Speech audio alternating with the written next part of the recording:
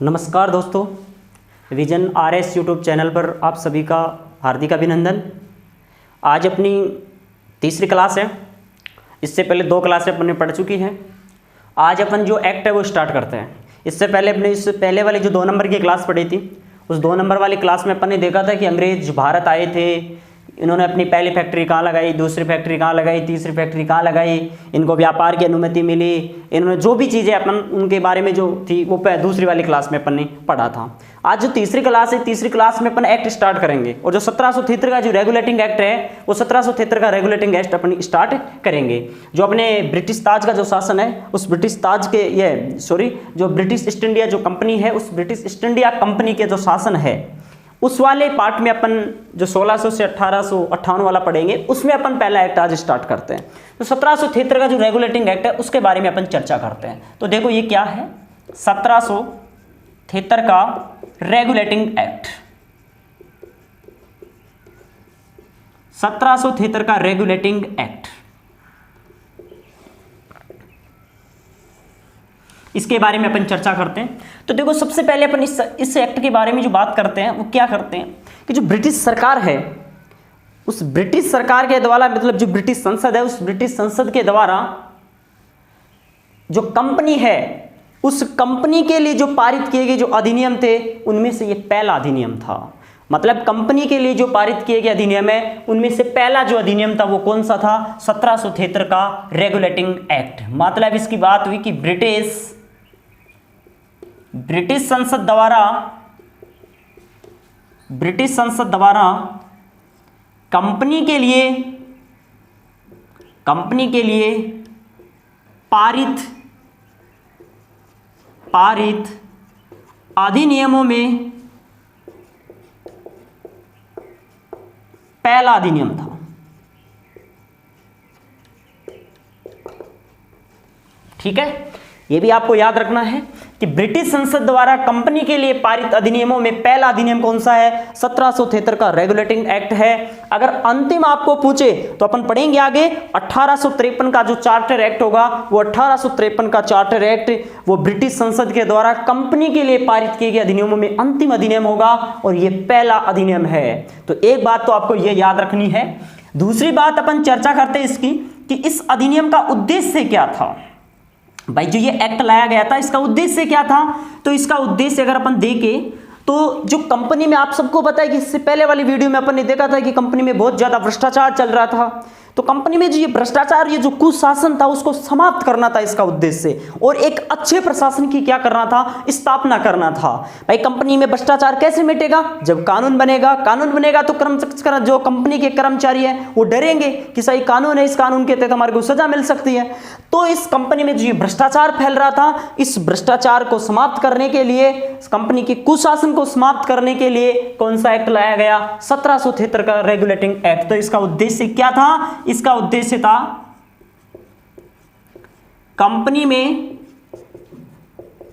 Company में व्याप्त कुशासन व भ्रष्टाचार को समाप्त करना। कंपनी में व्याप्त कुशासन व भ्रष्टाचार को समाप्त करना और एक अच्छे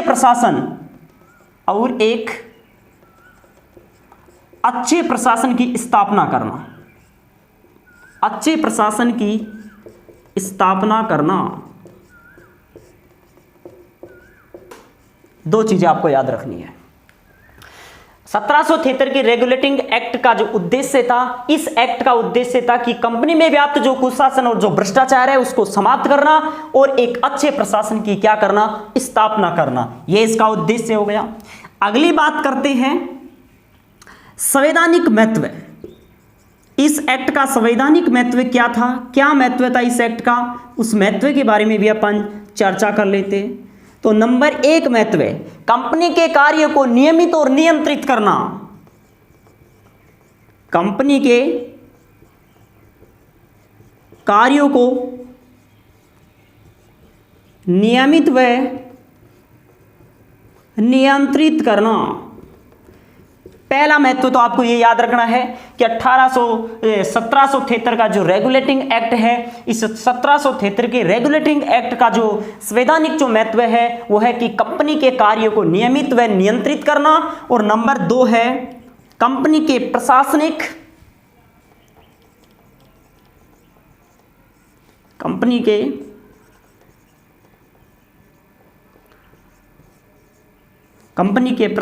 व राजनीतिक कार्यों को मान्यता देना। कंपनी के प्रशासनिक व राजनीतिक कार्यों को क्या देना? मान्यता देना। और नंबर 3 केंद्रीय प्रशासन की नींव डालना। केंद्रीय प्रशासन की नींव डालना। तो आपको ये 3 उद्देश्य याद रखने हैं कि संवैधानिक इसका जो महत्व क्या है कि कंपनी के कार्यों को नियमित और नियंत्रित करना, कंपनी के प्रशासनिक और राजनीतिक कार्य को मान्यता देना, और केंद्रीय प्रशासन की क्या करना? नींव डालना। तो आपको ये 2 टॉपिक्स याद रखना है। इसके बाद में अपन पढ़ेंगे इसके विशेषताएं। जो 1773 का जो रेगुलेटिंग एक्ट है, इस 1773 के रेगुलेटिंग एक्ट की क्या विशेषता थी, इसमें क्या क्या प्रावधान किए गए थे। तो इसका फर्स्ट जो प्रावधान है वो आपको याद रखना है कि बंगाल का जो पहला गवर्नर था वो रॉबर्ट क्लाइव था। आप सबको बताया 1757 का प्लासी का युद्ध हुआ था, उसके बाद में रॉबर्ट क्लाइव को बंगाल का पहला गवर्नर बनाया था। लेकिन इस एक्ट में क्या किया कि बंगाल के गवर्नर का पदनाम बदलकर क्या किया गया? गवर्नर जनरल किया गया। याद रखना है, बहुत बढ़िया क्वेश्चन बनता है यहां से। बंगाल के गवर्नर का पदनाम बदलकर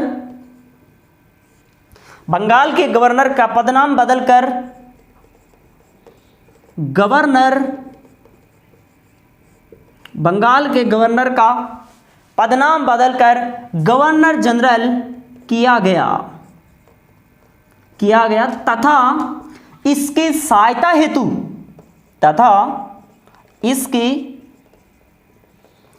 सहायता हेतु 4 सदस्यीय कार्यकारी परिषद का गठन किया गया। याद रखना इस चीज को। इस एक्ट में क्या प्रावधान किया भाई? बंगाल में पहले गवर्नर हुआ करता था, लेकिन अब इस गवर्नर का पदनाम बदल दिया। अब गवर्नर की जगह क्या होने लग गया? गवर्नर जनरल किया गया तथा इसकी सहायता हेतु 4 सदस्यीय एक कार्यकारी परिषद का गठन किया गया। किसकी सहायता हेतु? गवर्नर जनरल की सहायता हेतु 4 सदस्यीय कार्यकारी परिषद का गठन किया गया। बोले यहाँ पे बढ़िया क्वेश्चन बनता है, नोट लगा के अपन वो चीज पढ़ लेते हैं। बोले बढ़िया क्वेश्चन क्या बनता है? बंगाल का पहला गवर्नर कौन बना? लॉर्ड वारेन हेस्टिंग्स को बनाया गया। तो याद रखना है बंगाल का पहला गवर्नर जनरल, बंगाल का पहला गवर्नर जनरल कौन बना? Lord Warren Hastings. Lord Warren Hastings है ये बंगाल का पहला गवर्नर जनरल बना। तो याद रखना इस चीज को, बंगाल का पहला गवर्नर कौन था? Robert Clive. बंगाल का पहला गवर्नर जनरल कौन था? Lord Warren Hastings. जो लॉर्ड वारेन हेस्टिंग्स है ये बंगाल का पहला गवर्नर जनरल बना। पहली विशेषता कंप्लीट हो चुकी है, यहां तक की कहानी अपनी कंप्लीट हो चुकी है। नेक्स्ट देखते हैं, एक बार इसका दौरान कर लेते हैं। 1773 का जो रेगुलेटिंग एक्ट है ये ब्रिटिश संसद द्वारा कंपनी के लिए पारित किए गए अधिनियमों में ये पहला अधिनियम था। इसका उद्देश्य क्या था कि कंपनी में व्याप्त कुशासन और भ्रष्टाचार को समाप्त करना और एक अच्छे प्रशासन की क्या करना? स्थापना करना। इसके संवैधानिक महत्व क्या थे? कंपनी के कार्य को नियमित और नियंत्रित करना, क्योंकि पहले कंपनी के कार्य नियमित रूप से नहीं होते थे, उन पर कोई नियंत्रण नहीं था। भाई भ्रष्टाचार फैल रहा था, भाई ऐसा कोई कानून ही नहीं था, तो डरेंगे किससे? कंपनी के कर्मचारी वो मनमर्जी से काम करेंगे। उनको पता था इस चीज का, भाई अपन अगर कोई भ्रष्टाचार करते पकड़े गए तो हमारे कोई सजा का प्रावधान तो है नहीं, ऐसा कोई कानून तो है नहीं, तो आराम से मनमर्जी करते थे। लेकिन अब इस एक्ट के द्वारा क्या किया? कंपनी के कार्य को नियमित किया गया और उनको नियंत्रित किया गया।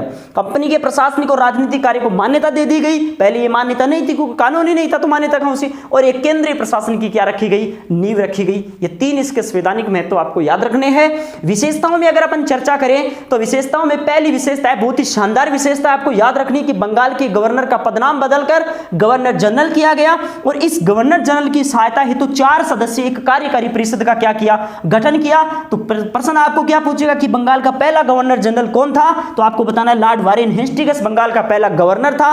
बल्कि अगर बंगाल का पहला गवर्नर अगर आपको पूछे तो रॉबर्ट क्लाइव को बंगाल का पहला गवर्नर बताना है, जो अपन पिछले वाली क्लास में पढ़ चुके हैं। नेक्स्ट विशेषता नंबर 2 विशेषता की अगर अपन चर्चा करें, नेक्स्ट नंबर 2 विशेषता की अगर अपन बात करें तो बंबई व मद्रास के जो गवर्नर है उनको किनके अधीन कर दिया, बंगाल के गवर्नर जनरल के अधीन कर दिया। बंबई व मद्रास के गवर्नरों को बंगाल के गवर्नर जनरल के अधीन किया। याद रखना इस चीज को, मतलब अगर सीधी सी अपन बात करें तो कि केंद्रीयकरण की स्थापना हुई यहां पर।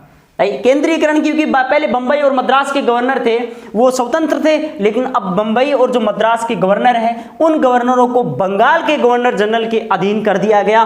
मतलब पहले ये विकेंद्रीकरण था, अब इसको क्या कर दिया, केंद्रीयकरण की स्थापना की गई। याद रखना है कि बंबई और मद्रास के जो गवर्नर है उनको बंगाल के गवर्नर जनरल के अधीन कौन से एक्ट के द्वारा किया गया, 1773 के रेगुलेटिंग एक्ट के द्वारा किया गया। यह बात आपको इसमें याद रखनी है।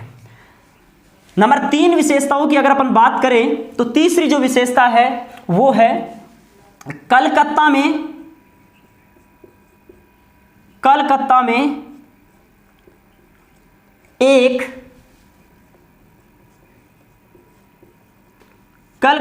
एक सुप्रीम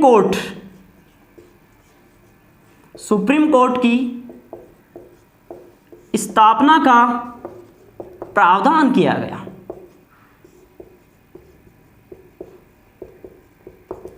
कलकत्ता में एक सुप्रीम कोर्ट की स्थापना का क्या किया गया, प्रावधान किया गया। मतलब कलकत्ता में एक सुप्रीम कोर्ट खोला जाएगा, इस एक्ट में लिखा। तो भाई कलकत्ता में एक सुप्रीम कोर्ट की स्थापना, तो कलकत्ता में जो सुप्रीम कोर्ट की स्थापना का प्रावधान इस एक्ट में किया गया, तो भाई ये कलकत्ता में सुप्रीम कोर्ट कब खुला, तो नोट लगा के अपन 2-3 बातें इसके बारे में पढ़ लेते हैं। पहली बात अगर अपन पढ़े कि इसकी स्थापना कब हुई थी, किसकी, कलकत्ता सुप्रीम कोर्ट की। तो स्थापना की अगर अपन बात करें तो 26 मार्च 1776 को 26 मार्च 1776 ईस्वी को कलकत्ता में सुप्रीम कोर्ट की स्थापना की गई। जो याद रखना भारत का पहला सुप्रीम कोर्ट है ये, जो 26 मार्च 1776 में स्थापना की गई। अगली बात अपन करते हैं, इसमें न्यायाधीशों की संख्या कितनी थी, किसकी, न्यायाधीशों की संख्या। न्यायाधीशों की अगर आपको इसमें संख्या पूछे तो न्यायाधीशों की संख्या थी 3। इस 3 में आपको याद रखना है मुख्य न्यायाधीश सहित, किस सहित, मुख्य न्यायाधीश सहित। मतलब 3 में मुख्य न्यायाधीश भी आ गया है। मुख्य न्यायाधीश सहित इसमें 3 न्यायाधीश हुआ करते थे। लॉर्ड एलिजा इम्पे इसके प्रथम मुख्य न्यायाधीश थे, प्रथम मुख्य न्यायाधीश। तो प्रथम मुख्य न्यायाधीश थे Lord Elijah Impey, Lord Elijah Impey. ये आपको थोड़ा सा ध्यान रख लेना है। ये 3 फैक्ट आपको इससे याद रखना है कि कलकत्ता में एक सुप्रीम कोर्ट की स्थापना का प्रावधान किया गया। तो कलकत्ता में जो ये सुप्रीम कोर्ट कब खुला, 26 मार्च 1976 को इसकी स्थापना हुई। इसमें न्यायाधीशों की संख्या कितनी थी, 3, मुख्य न्यायाधीश सहित 3 में मुख्य न्यायाधीश पे आ गया है। और इसका प्रथम जो मुख्य न्यायाधीश था वो कौन था, लॉर्ड एलिजा इम्पे था साहब। क्लियर, ये हमारी तरफ से तीसरी विशेषता कंप्लीट। नंबर 4 जो विशेषता इसमें, उसके बारे में अपन चर्चा करते हैं। जो चौथी विशेषता है वो है जो कंपनी का बोर्ड था। कंपनी का बोर्ड कौन था, बोर्ड ऑफ डायरेक्टर्स, जिसको निदेशक मंडल के नाम से जाना जाता है। तो मतलब इन कंपनी का एक बोर्ड था, उसको बोलते थे board of directors. Board of directors जिसको हिंदी में बोलते थे निदेशक मंडल, किस नाम से जानते थे उस हिंदी में? निदेशक मंडल। मतलब ये कंपनी के जो मालिक थे ना, उन कंपनी के मालिकों का बोर्ड था। 24 लोग हुआ करते थे इसमें। कितने लोग हुआ करते थे? 24। मतलब 24 डायरेक्टर थे इस कंपनी के। 24 व्यापारियों ने कंपनी में पैसा लगा रखा था, तो उन 24 लोगों का जो संगठन है उसको बोर्ड ऑफ डायरेक्टर्स कहते थे। मतलब इसको निदेशक मंडल कहते थे। तो इस बोर्ड ऑफ जो डायरेक्टर्स है, इस बोर्ड ऑफ डायरेक्टर्स जो ब्रिटिश सरकार है, उस ब्रिटिश सरकार को अपने भारत में राजस्व, नागरिक और सैन्य मामलों की जानकारी ब्रिटिश सरकार को देगा। यह अनिवार्य कर दिया इसके लिए। मतलब बोर्ड ऑफ डायरेक्टर्स के लिए भारत के राजस्व, सैन्य मामले और नागरिक, इनसे संबंधित जो भी मामले हैं, इनकी जानकारी देना इसके लिए क्या कर दिया? जरूरी कर दिया। कौन से एक्ट के तहत? 1773 के रेगुलेटिंग एक्ट के तहत। मतलब बोर्ड ऑफ डायरेक्टर्स के लिए यह अनिवार्य किया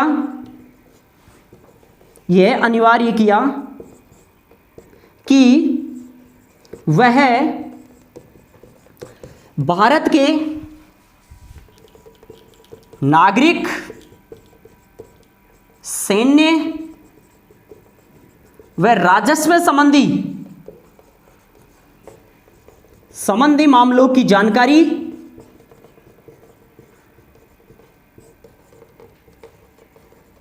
ब्रिटिश सरकार को देगा। किसको देगा भाई? ब्रिटिश सरकार को देगा। तो ये चौथी विशेषता आपको याद रखनी है कि बोर्ड ऑफ डायरेक्टर्स, जिसको निदेशक मंडल के नाम से जानते थे, ये इसके लिए ये अनिवार्य कर दिया कि ये भारत के नागरिक, सैन्य और राजस्व संबंधी जो मामले हैं, इनकी जानकारी ब्रिटिश सरकार को देना इनके लिए क्या है? जरूरी कर दिया। तो भाई याद रखना, ये 4 विशेषताएं अपने 1773 के रेगुलेटिंग एक्ट में है, वो आपको चारों विशेषता याद रखना है। बोर्ड ऑफ डायरेक्टर्स के बारे में मैंने आपको बता दिया, ये क्या था। इसके बारे में अगर मैं नोट लगा के नीचे आपको बताऊं, 2-3 फैक्ट देख लो आप। कंपनी के मालिकों का बोर्ड था ये। कंपनी के मालिक जो कंपनी में पैसा लगा रखे थे, उनका बोर्ड था ये। इसमें 24 सदस्य थे। कितने थे? 24। मतलब 24 इसके डायरेक्टर थे, 24 लोगों का ये बोर्ड हुआ करता था। ठीक है, 1773 का रेगुलेटिंग एक्ट कंप्लीट। 4 विशेषताएं आपको याद रखनी है। पहली विशेषता, बंगाल के गवर्नर का पदनाम बदलकर गवर्नर जनरल किया गया और इसकी सहायता हेतु 4 सदस्यीय कार्यकारी परिषद का गठन किया गया। बंगाल का पहला governor general Lord Warren Hastings बना। दूसरी विशेषता, बंबई व मद्रास के गवर्नरों को बंगाल के गवर्नर जनरल के अधीन किया गया। तीसरी विशेषता, कलकत्ता में एक सुप्रीम कोर्ट की स्थापना का प्रावधान किया गया। तो कलकत्ता में सुप्रीम कोर्ट खुला, वो 26 मार्च 1774 को खुला। इसमें मुख्य न्यायाधीश सहित न्यायाधीशों की संख्या 3 थी। प्रथम मुख्य न्यायाधीश लॉर्ड एलिजा इम्पे थे। और चौथी जो विशेषता है वो बोर्ड ऑफ डायरेक्टर्स, जिसको निदेशक मंडल के नाम से जानते हैं, इसके लिए यह अनिवार्य किया कि वह भारत के नागरिक, सैन्य और राजस्व संबंधी जो मामले हैं, इनकी जानकारी ब्रिटिश सरकार को देगा। जरूरी कर दिया इसके लिए। यह बोर्ड ऑफ डायरेक्टर्स कंपनी के मालिकों का बोर्ड था। इसमें कितने लोग हुआ करते थे? 24 लोगों का यह बोर्ड हुआ करता था। 1773 का रेगुलेटिंग एक्ट कंप्लीट हो गया है। नेक्स्ट एक्ट अपन पढ़ेंगे, act of settlement 1781। Act of settlement 1781।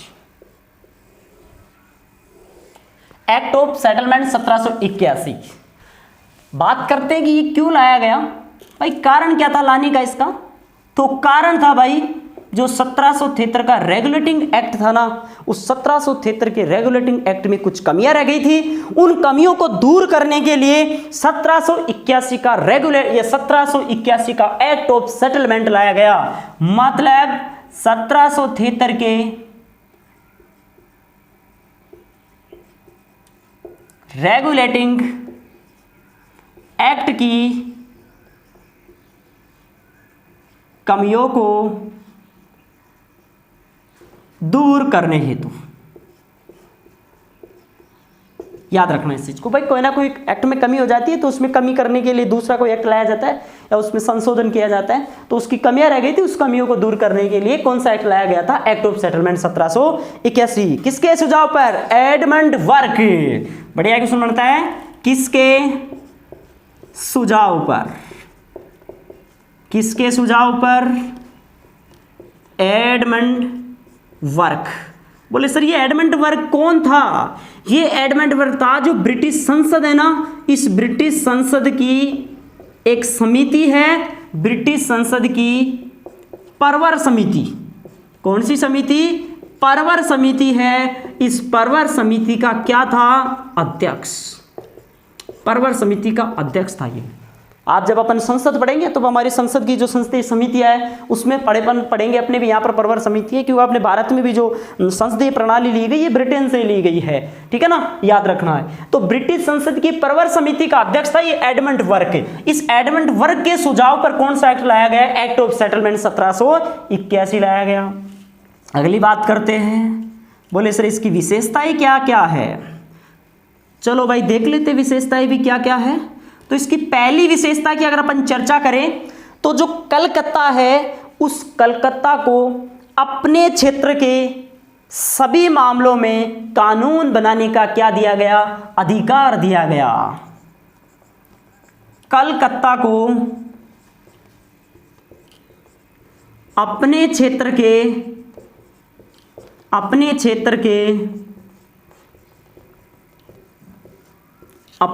के सभी मामलों में कानून बनाने का अधिकार दिया। कलकत्ता को अपने क्षेत्र के, मतलब कलकत्ता का जो अपना क्षेत्र था उस कलकत्ता अपने क्षेत्र में किसी भी मामले से संबंधित खुद स्वयं क्या बना सकता है? कानून बना सकता है। अरे ये अधिकार तो कलकत्ता को 1773 के रेगुलेटिंग एक्ट में भी मिल चुका था। ये वाला अधिकार तो इसको 1773 के रेगुलेटिंग एक्ट के भी तहत मिला हुआ था और यहां पर भी इसको दिया गया था। नंबर 2 विशेषता इसमें क्या है? वो नंबर 2 विशेषता आपको याद रखना है कि कलकत्ता का जो सुप्रीम कोर्ट है वो कलकत्ता सुप्रीम कोर्ट भारतीय नागरिकों की रीति रिवाज, संस्कृति, परंपरा इनको ध्यान में रखते हुए फैसला सुनाएगा। मतलब ऐसा कोई फैसला न सुना दे जिससे भारतीय लोगों की, मतलब भारतीय जो नागरिक है उन भारतीय नागरिकों की संस्कृति, रीति रिवाज, उनकी परंपराएं, उनकी मान्यताएं उनको ठेस पहुंच जाए, ऐसा कोई फैसला नहीं सुनाएगा। इनको ध्यान में रखते हुए क्या सुनाएगा? फैसला सुनाएगा। तो दूसरी इसमें क्या बनती है? कलकत्ता सुप्रीम कोर्ट भारतीयों की संस्कृति, रीति रिवाज, मान्यताएं,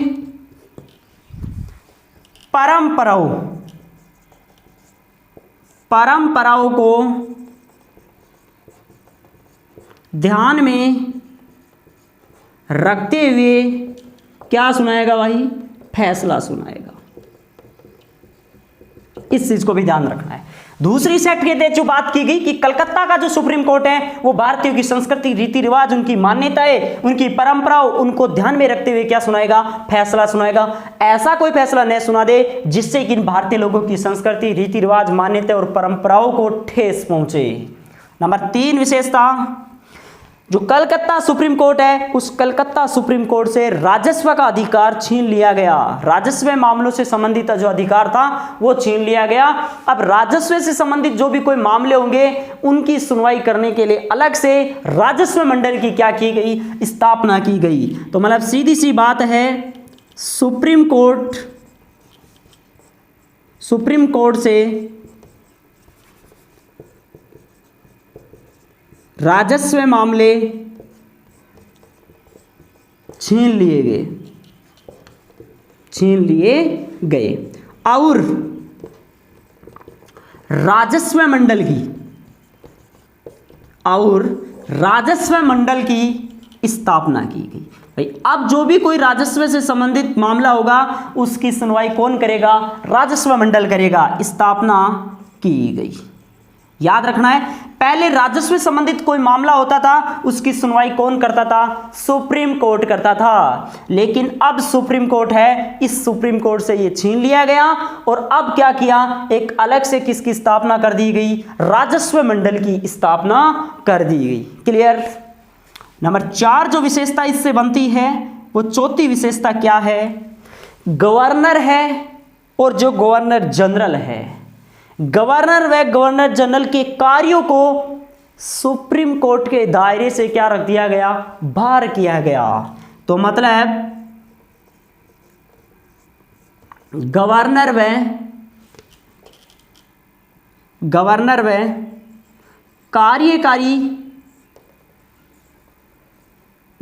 व कार्यकारी परिषद के कार्यों को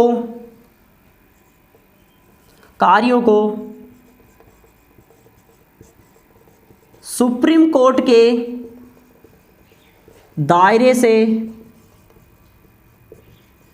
बाहर किया। गवर्नर व कार्यकारी परिषद, गवर्नर जनरल हो गया ना, गवर्नर जनरल है यहां पे,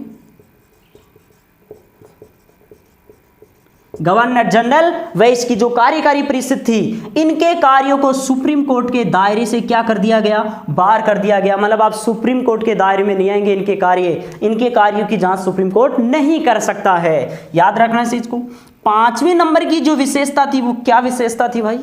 5वें नंबर की विशेषता ये थी कि जो कार्यकारी परिषद थी, गवर्नर जनरल की सहायता के लिए जो कार्यकारी परिषद हुआ करती थी, इस कार्यकारी परिषद में भाई कितने लोग हुआ करते थे? 4 हुआ करते थे। 4 लोगों की हुआ थी। 1773 के रेगुलेटिंग एक्ट में हुआ था ये बात।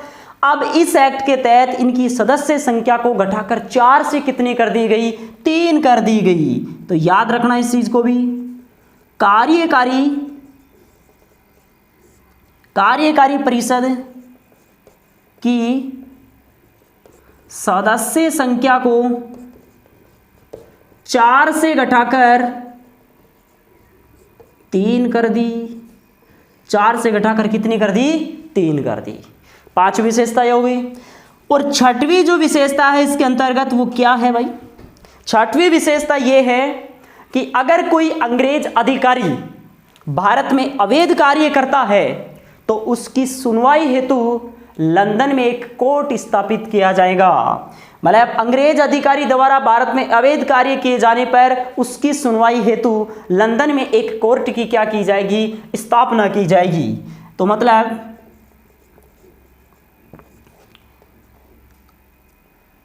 अंग्रेज अधिकारी द्वारा भारत में अवैध कार्य किए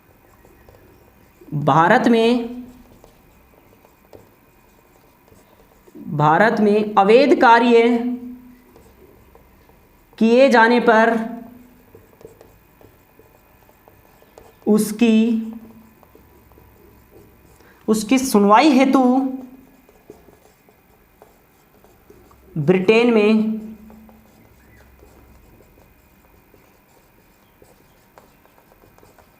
कोर्ट स्थापित किया जाएगा।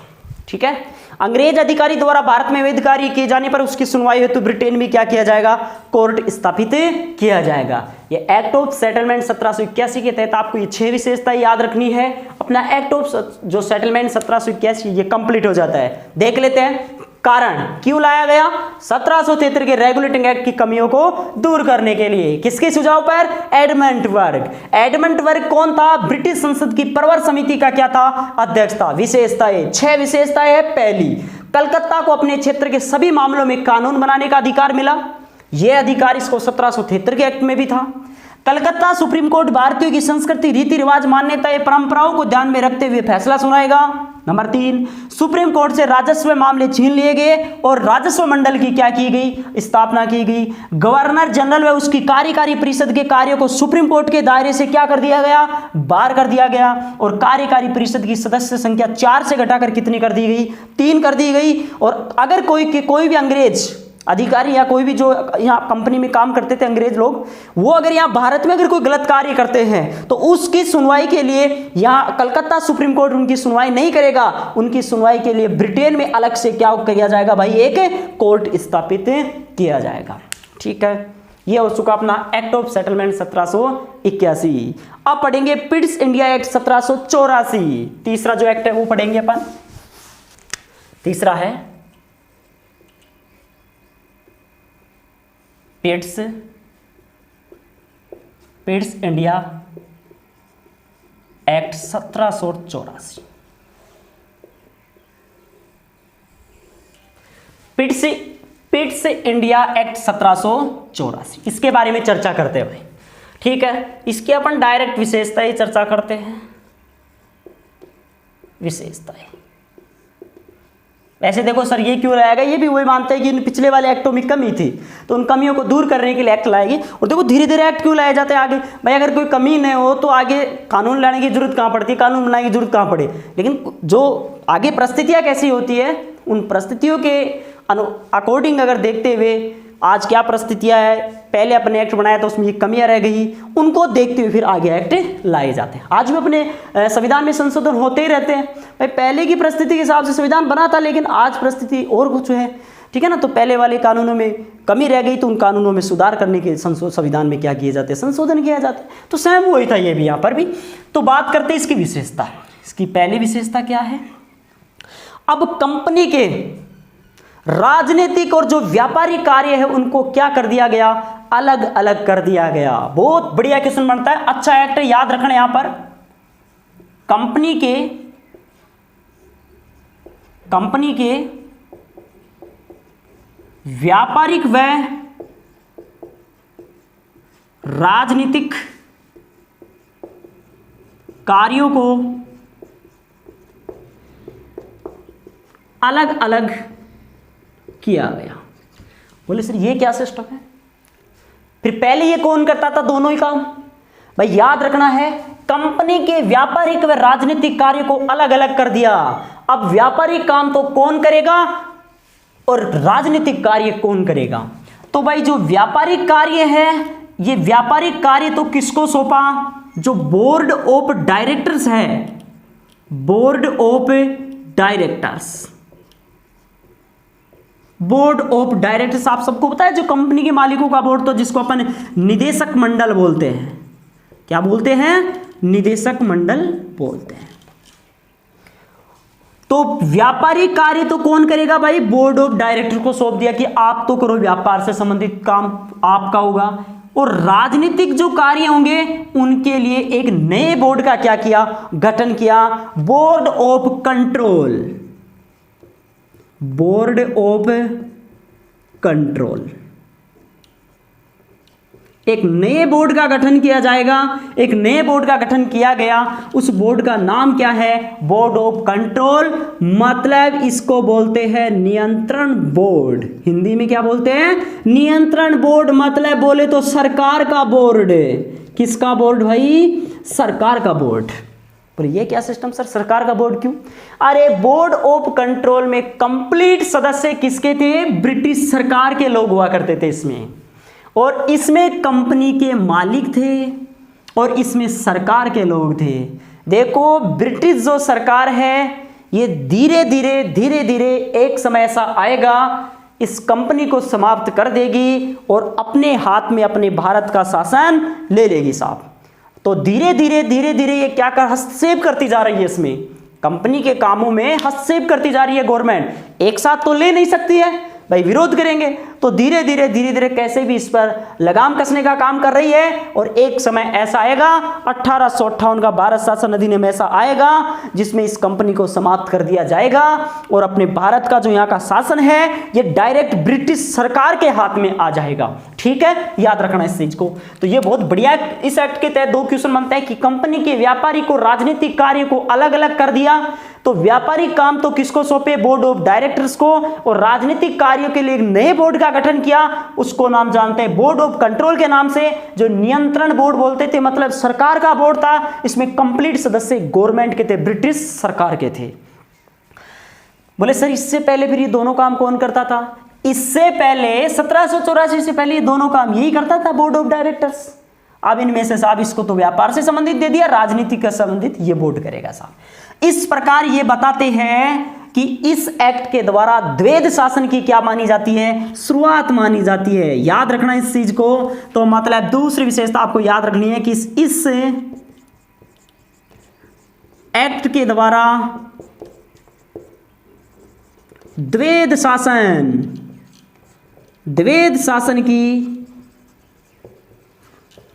शासन की शुरुआत होती है या हुई।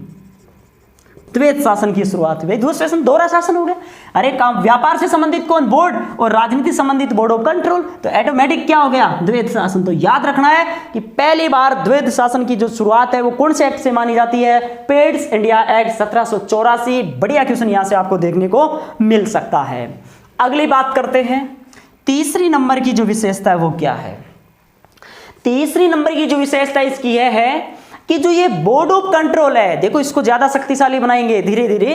तो बोर्ड ऑफ कंट्रोल को यह शक्ति दी गई कि भारत में जो ब्रिटिश नियंत्रण जो भारत है, उस ब्रिटिश नियंत्रण भारत के राजस्व, नागरिक और सैन्य जो मामले हैं, उन सैन्य मामलों का अधीक्षण और नियंत्रण करेगा कौन करेगा, बोर्ड ऑफ कंट्रोल में। इसके नियंत्रण में दे दिया इनको, मतलब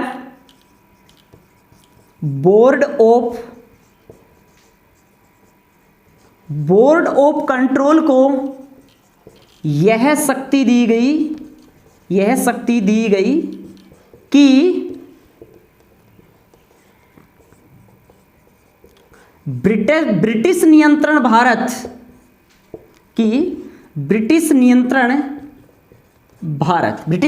मतलब अंग्रेजों के नियंत्रण में जो भी भारत था उनकी बात करें। ब्रिटिश नियंत्रण भारत के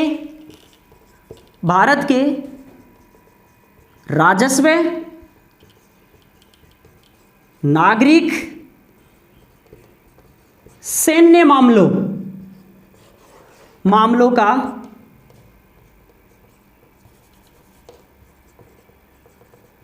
अधीक्षण व नियंत्रण करेगा। कौन करेगा, ये बोर्ड करेगा। तो देखो इस बोर्ड को कितनी शक्ति दी गई कि बोर्ड ऑफ जो कंट्रोल है, जो सरकार का बोर्ड है, बोर्ड ऑफ कंट्रोल को इस एक्ट के द्वारा यह शक्ति दी गई कि ब्रिटिश नियंत्रण भारत, मतलब वो भारत जिस पर अंग्रेजों का अधिकार था। अब ऐसे तो रियासतें थी, वहां पर अंग्रेजों का थोड़ी था, लेकिन ऐसे क्षेत्र जहां पर अंग्रेजों का अधिकार था, उस ब्रिटिश नियंत्रण भारत के राजस्व से संबंधित मामले, नागरिक से संबंधित मामले और सैन्य से संबंधित जो मामले हैं, उनका अधीक्षण और उनका नियंत्रण कौन रखेगा, बोर्ड ऑफ कंट्रोल। बोलो बोर्ड ऑफ कंट्रोल को ज्यादा शक्तिशाली बना दिया ना भाई। मैंने बोला आपको कि धीरे धीरे एक समय ऐसा आएगा कि जो ये कंपनी है, इस कंपनी को समाप्त कर देगी ब्रिटिश सरकार और अपने हाथ में डायरेक्ट क्या ले लेगी, शासन ले लेगी भारत का। और वो एक समय आएगा 1858 का भारत शासन अधिनियम, जहां से ये कंपनी समाप्त हो जाएगी और ब्रिटिश ताज के हाथ में डायरेक्ट शासन आ जाएगा। ठीक है, तो तीसरी विशेषता इसकी ये हो सकती है। तो आपको ये तीन विशेषता इससे ये संबंधित याद रखनी है। पहली है कि कंपनी के व्यापारिक व राजनीतिक कार्य को अलग अलग किया गया और व्यापारिक काम तो बोर्ड ऑफ डायरेक्टर्स को सौंपा गया, जो कंपनी के मालिकों का बोर्ड था, जिसको निदेशक मंडल के नाम से भी जानते हैं, मतलब निदेशक बोर्ड के नाम से जानते हैं। और राजनीतिक कार्यों के लिए एक नए बोर्ड का गठन किया गया, उसको बोलते हैं बोर्ड ऑफ कंट्रोल, जो नियंत्रण बोर्ड बोलते हैं। मतलब ये सरकार का बोर्ड था, इसमें ब्रिटिश सरकार के लोग इसमें शामिल थे। इससे पहले ये दोनों काम कौन करता था, बोर्ड ऑफ डायरेक्टर्स ही करता था। और इस एक्ट के द्वारा द्वैध शासन की क्या मानी जाती है, शुरुआत मानी जाती है, मतलब दोहरे शासन की शुरुआत मानी जाती है। भाई देखो व्यापार से संबंधित काम ये कर रहे हैं, राजनीति से संबंधित काम ये कर रहे हैं, तो बोलो दोहरा शासन की शुरुआत होगी ना। तो याद रखना कि भारत में पहली बार दोहरे शासन की शुरुआत कौन से एक्ट से मानते हैं, जो पिट्स इंडिया एक्ट 1784 से। और तीसरी विशेषता है कि बोर्ड ऑफ जो कंट्रोल, जो सरकार का बोर्ड था, उसको यह शक्ति दी गई इस एक्ट के माध्यम से कि ब्रिटिश नियंत्रण भारत, मतलब ऐसा भारत जहां पर अंग्रेजों का अधिकार है, उस भारत के राजस्व और नागरिक और सैन्य से संबंधित जो मामले होंगे, उनका और उनके नियंत्रण कौन रखेगा, बोर्ड ऑफ कंट्रोल रखेगा। अगली बात करते हैं, ये जो 1784 का जो पिट्स इंडिया एक्ट है, ये दो कारणों से महत्वपूर्ण है। बोले सर ये दो कारण कौन कौन से हैं, तो याद रखना इस चीज को, नोट लगा के अपन ये चीज दे सकते हैं कि ये दो कारणों से इसको महत्वपूर्ण मानते हैं, दो कारणों से महत्वपूर्ण।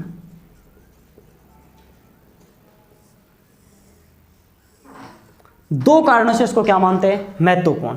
बोले सर दो कारण कौन से, पहला कारण, जो कंपनी है उस कंपनी के अधीन जो क्षेत्र था, भारत में कंपनी के अधीन जो क्षेत्र था उसको पहली बार ब्रिटिश आधिपत्य का क्षेत्र कहा गया। याद रखना इस एक्ट के द्वारा, मतलब भारत में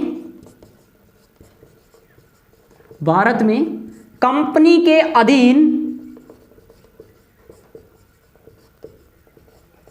अधीन क्षेत्रों को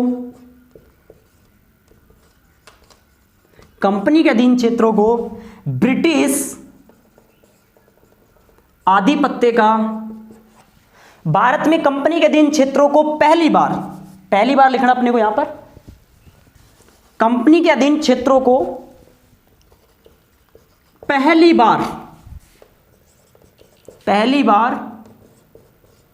ब्रिटिश आधिपत्य का क्षेत्र कहा गया।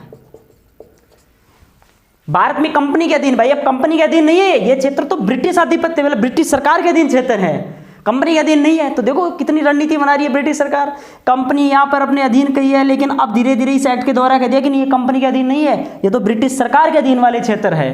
क्यों? मैंने बोला कि एक समय आएगा कि जरूर इसको एक दिन क्या हो जाएगी, समाप्त कर देगी इसको, तो एक साथ तो कर नहीं सकते क्योंकि ये विरोध करेंगे, तो धीरे धीरे हस्तक्षेप करती जा रही है। तो भारत में कंपनी के अधीन क्षेत्रों को पहली बार ब्रिटिश आधिपत्य का क्षेत्र कहा गया। ये कौन से एक्ट के द्वारा कहा गया? Pitt's India act 1784। तो पहला कारण कि यह महत्वपूर्ण है ये वाला।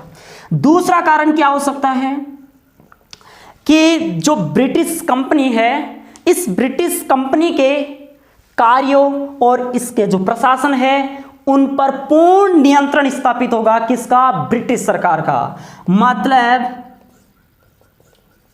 ब्रिटिश सरकार का कंपनी के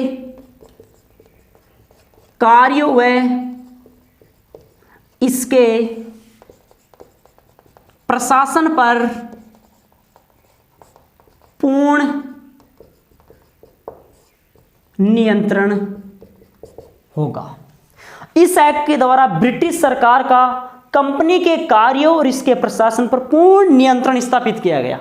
ठीक है, तो ये दो कारणों से इस एक्ट को महत्वपूर्ण माना जाता है। तो याद रखना 1784 का पिट्स इंडिया एक्ट है, इसको दो कारणों से महत्वपूर्ण। एक बार इसको अपन दोहरान कर लेते हैं कि पिट्स इंडिया एक्ट 1784 की विशेषताओं की अगर चर्चा करें तो पहली विशेषता, कंपनी के व्यापारिक और राजनीतिक कार्यों को अलग अलग किया गया।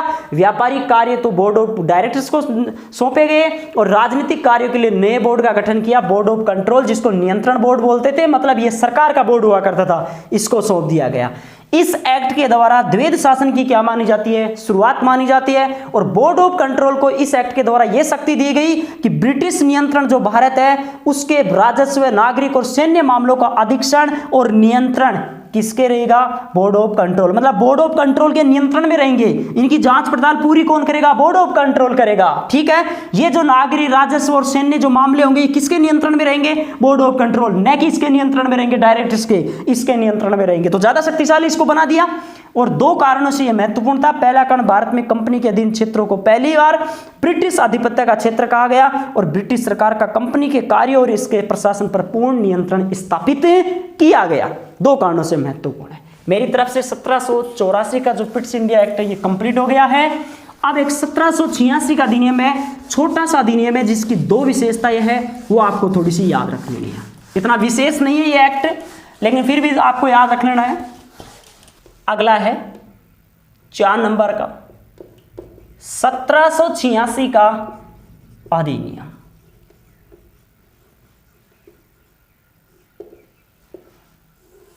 इसकी दो विशेषताएं हैं। पहली विशेषता,